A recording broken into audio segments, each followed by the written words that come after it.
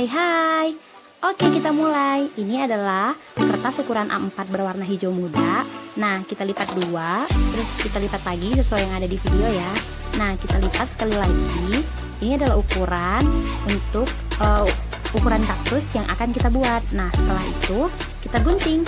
Gunting mengikuti pola yang tadi udah kita buat ya, teman-teman.